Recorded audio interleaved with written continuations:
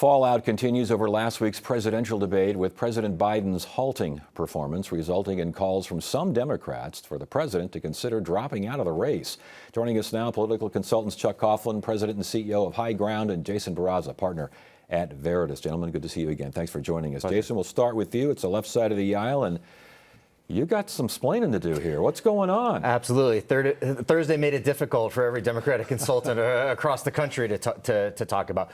Certainly not an ideal situation. I think every Democrat wanted to see the president in the form that he was later that evening, or even the next day in North Carolina. That's the president we wanted to see. We didn't get that on Thursday night. So now there's a lot of work that needs to be done. How much work? And it sounds like it's crisis mode here. Is that saying too much? I think that crisis mode is going a little bit over the top. I think calling for the president to step down or to give up his eventual nomination to be president is going too far. He's the candidate. He's the guy that's going to win in November, and Democrats need to organize around him. What do you think? Is crisis saying a little bit too much there? Because, boy, immediately afterwards, holy smokes, the Democrats and people supporting Biden and maybe not supporting Trump upset. I sense that there was an institutional response following the debacle to defend him, to give him space, to put some time and distance between that event and the subsequent discussions that are going on. I believe there are conversations still going on. I believe it is a substantive. He had his family at Camp David this weekend. I think there is a substantive conversation going on there. Because of what? Deflated feeling about the candidacy right now? Well, I think we all knew. I mean, let's just all admit it. Both political parties have massively failed in their responsibilities to the American people of providing choices that we would like. So it's an institutional failure on both sides. And so I think there has to, and we've known this was coming on the president's side, on Biden's side for some time. It was predicated. Everybody knew this was a problem.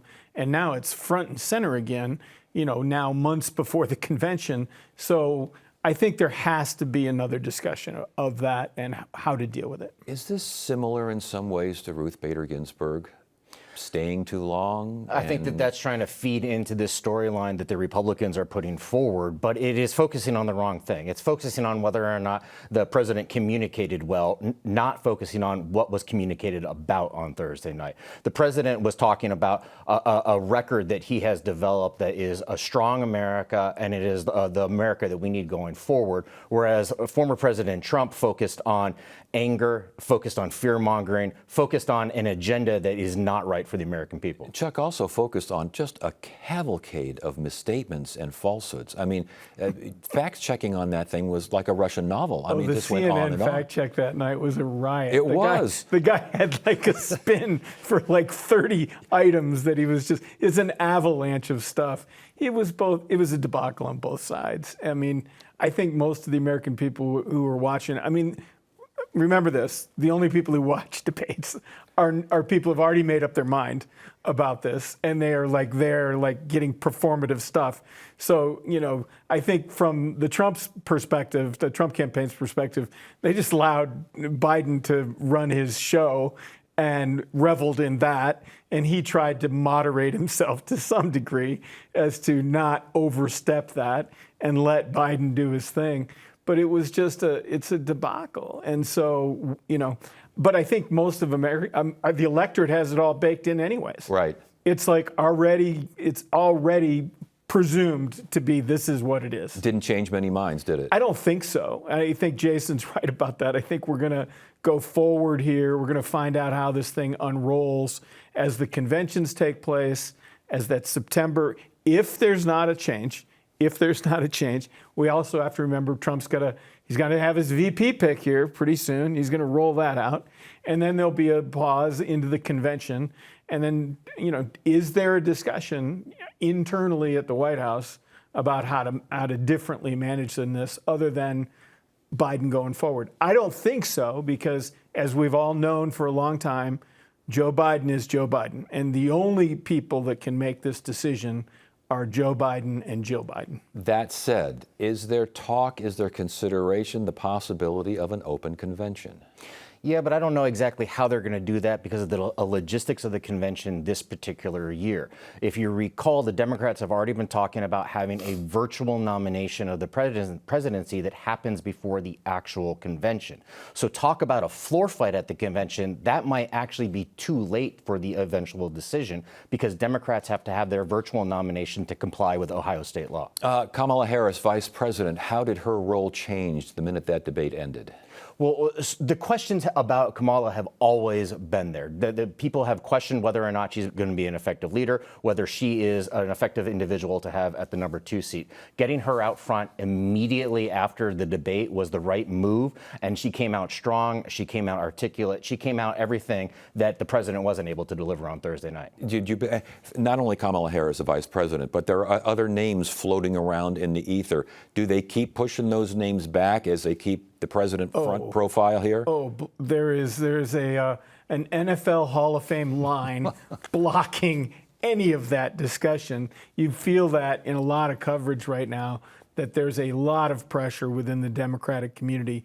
Don't talk about it. Don't say anything. The importance of performance, we all go back to Nixon sweating and that sort of thing, but the importance of, I thought of Jan Brewer and her pause. I was a big part of that pause, was here, and I thought, and everyone thought, oh, no. Her polling increased after that debate. She wound up winning I mean, is this the kind of thing where people, I don't know, start feeling for Joe Biden? I think that's probably true. I felt for him that night. I mean, let's be honest. I mean, nobody likes to see that. As part of the Jan Brewer debate team, I remembered that incident rather well.